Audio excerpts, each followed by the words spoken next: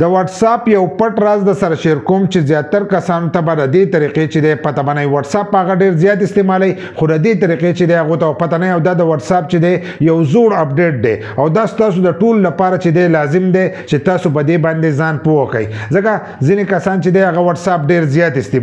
استعمالوي نو اکثر په یو محفل کې راځي نو دې ته چې څوک په واتس اپ باندې میسج وکړي وایس میسج وکړي نو دی هغه وایس میسج چې دی د غوږ ته نیولی او ځان سره یې چالو کړی یی دغه شانتې چې دی ډایرک اوري او تاسو به یې نه یمو چې زیاتر کسان چې دی دغه شانتې هغه میسج چې دی دا اوري. لکه اوس موږ دلته کې دا یو میسج چې دی دا پلی کوو نو چې دلته موږ پلی کوو نو ډایرک چې دی السلام علیکم دا تاسو اورئ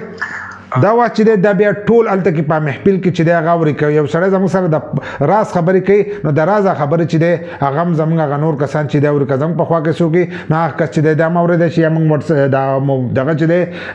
میسج دا موږ اکثر داسې اورو. اوس په دې واتس اپ کې چې دی کله تاسو میسج پلی کوئ دا میسج چې داسې پلی کوو دا داسې دی غوږ ته ونیسئ